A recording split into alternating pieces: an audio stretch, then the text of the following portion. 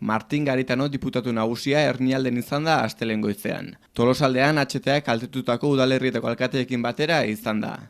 Hernialde, Anoeta, Aduna, Alegi, Tolosa, Bilabona Zizurkil eta Asteasoko alkateak izan dira zuloa ikusten. Diputatu nagusiak azaldu du Gipuzkoako udalerrien ia erdietan ari direla obrak egiten, eta kalteak nabarmenak direla. Gaur Hernialdera etorri gara ikusteko zer nolako zuloa gertatu den hemen.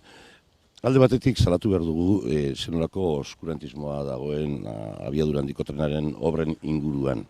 Astebete luzez egon da isilpean hemen gertatutakoa. Baina esan behar da, eta aitortu behar da, Gipuzkoako 150 udalerri afektatua eraginda dudela abiadura handiko trenaren obren gaitik.